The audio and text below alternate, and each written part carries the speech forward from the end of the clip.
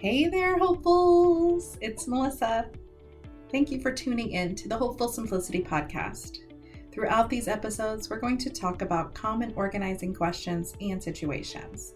I cannot wait to help you simplify, sort, and sustain your organized and less stressed life. So let's jump right in.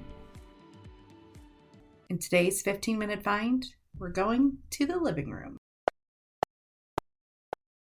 Okay, so rugs and curtains are things I didn't realize were things until I really dove into our organizing journey and lives here.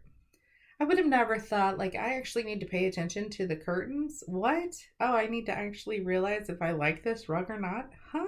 What? So sometimes we replace them, right? Like if I've swapped those curtains out for these new shiny ones that I found at the store that I didn't know I needed until I saw them. So now I took those ones down, gave them a good wash, and put them in a box. Wait, I got new curtains, so I had to get a new rug to match the new curtains. Those are the things I want you to declutter today. I know it can sound crazy until you actually think about it. I had, being the key word, 2 boxes, like those 11 by 11 or 12 by 12 boxes of just old curtains. And I'm like, what the hell do I have old curtains for? I don't have any more windows.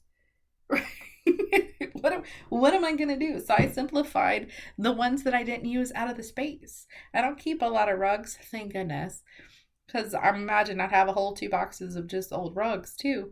But anything that isn't either being used or that you're planning to update because you already bought the new ones, or you just don't even like, so you ripped them down and you're like, meh. Whatever that looks like for you. If it's a linen from the living room. Ooh, say that one time fast, Melissa. Oh, no, wait, you couldn't. If it's a linen, rugs, curtains, whatever that may look like, go ahead and simplify those out of your space today. Now set those timers and tune in as we talk about today's organizing topic. Today's topic is brought to you by the Small Space Successes book series. From determining your personal organizing style to implementing the 3S method, the Small Space Successes series has you covered. Order your copies on Amazon and get your hopeful organizing journey started today. Home team or just me is one of those things you'll hear me ask quite a bit when it comes to the around the house stuffs, the cleaning, the cooking, the general maintenance, the routines, the checks, anything that has to do with basically owning a home of some sort, home, house, dwelling, apartment, trailer, whatever that might be. When it comes to having a home, it comes with stuff, right? Not just like your knickknacks, but like, I know I need to get the dirt off the floor, right? I know I need to clean the bathrooms because, I know I'm going to need to cook some dinner or at least meal plan or have a concept of food to be consumed. I know I need to change the light bulbs outside the front door, even though it's gross and there might be cobwebs. I know all these things need to happen, but what I don't know is who's going to do them. Is it just you? I know a lot of the time, and this is a big thing for me when I really started getting organized. Feeling the stress and suck of thinking I had to do it all. I had to manage it all. I have to do it all. I don't want to inconvenience anybody. Even though I was working full time, right? I did the mom thing. I was working full time. I still felt like most of the things around the house were on me to take care of because God forbid I burden anyone else. But also because of the body parts I have, that means it's my responsibility. Oh, it's at home. I better cook, clean, and be Mary Lou Sunshine, right? I thought that was on me. I thought because I was a female in the society we live in, it was my job to make sure the house was clean. It was my job to make sure that we had meals planned and cooked. It was my job to make sure everybody else was taken care of. But the truth is, it's not. That was in my head. That was all in my head. My job is to make sure I'm teaching my kid to do the right things. So if he's in a relationship or not, living on his own or with someone else, he knows the responsibilities that comes with living somewhere, having a home life, and he's capable and able. It's my job to speak up and go, look, I'm not folding your laundry anymore. It does not bring me joy. I don't like doing it. Here you go. Now, if you like it, please do not misunderstand. Some people love cooking and cleaning and serving and all of those things. It's just not my program. It's really not. And I know that I might get heat for it. I'll be like, well, it's you're supposed to take care of people, and serving is this and serving is that. But for me personally, and I know probably for a lot of you out there, that I don't show up kind after I do those things. I don't always show up hopeful and happy if I'm feeling the burden and overwhelm of it all being on me.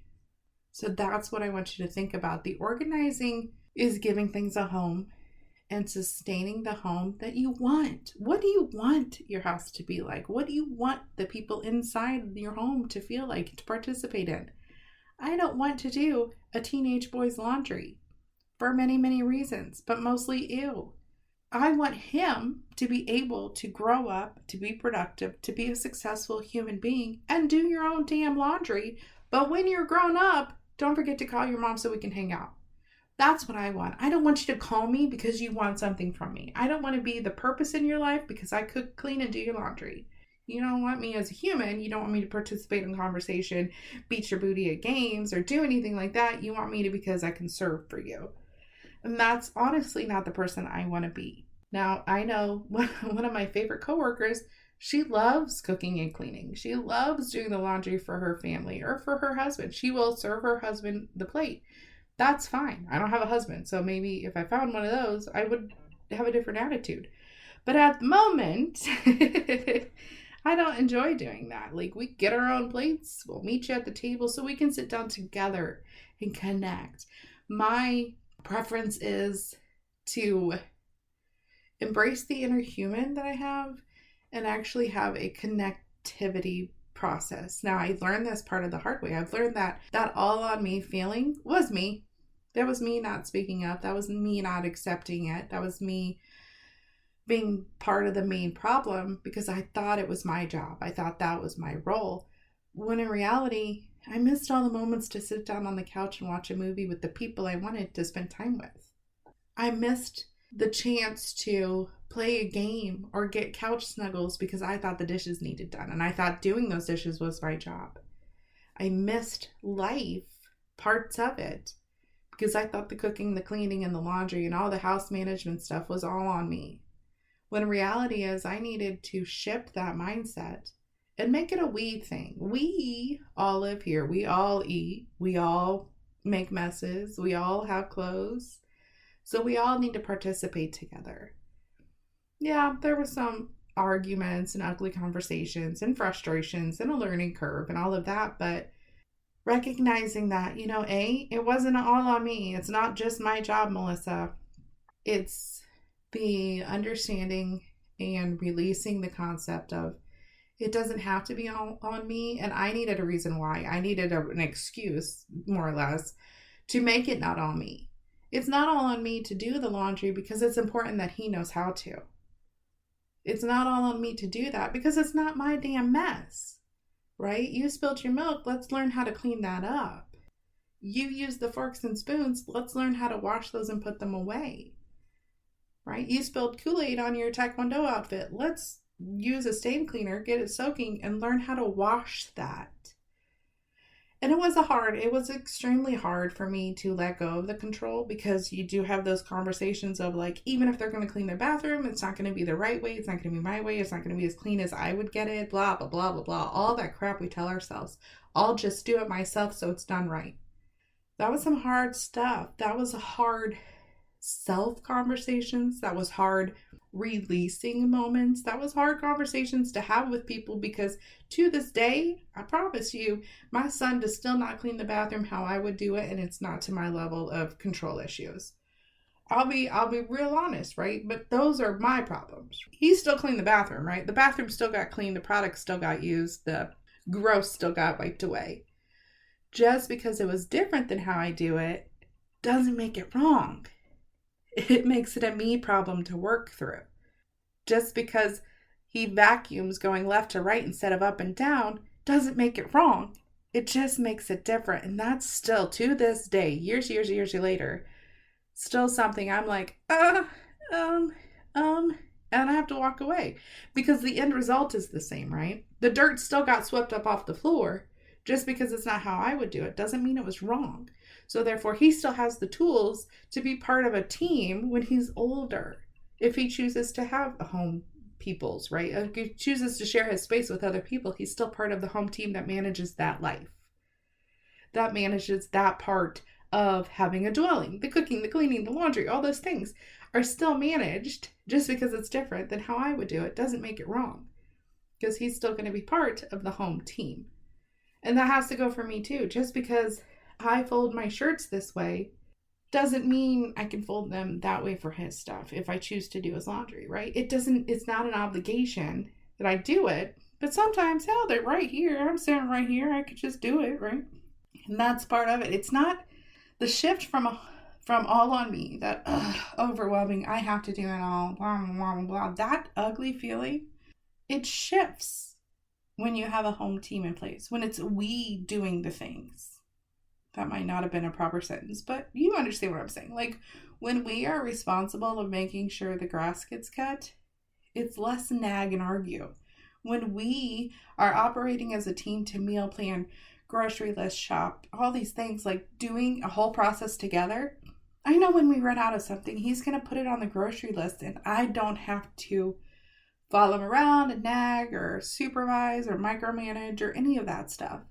Because now we operate as a home team. It took time, years, effort. Don't get me wrong. It does take time to shift anything, right? But the outcome is less stressful. So now, if he falls asleep on the couch and there's his cups still sitting on the shelf and his blankets are still on the floor, I don't feel resentful and angry. I'm just carrying the cup to the sink and putting it in the dishwasher. I don't feel mad that you left your crap on the floor again. I guess I'll have to pick it up because I have to do everything. I'm like, oh, okay, cool. I got this. I'm right here. Why not do it? It's, yes, we're all doing things, but it's more the feeling of, I don't have to. I get to, right? We get to participate in managing this home together. And it's not all on me. It's not just me handling it. It's not me carrying the management load of what needs done. It's we're operating as a home team. And as a home team, we're less stressed. Today's episode was sponsored by the Organising Style Quiz. Personal organising styles can vary from person to person and space to space. Determining your style for success is the first step toward simplifying, sorting and sustaining an organised life. Grab your complimentary quiz online today. And that's it for today. Be sure to subscribe, like, and share this with all of your favorite friends. And until next time, stay hopeful.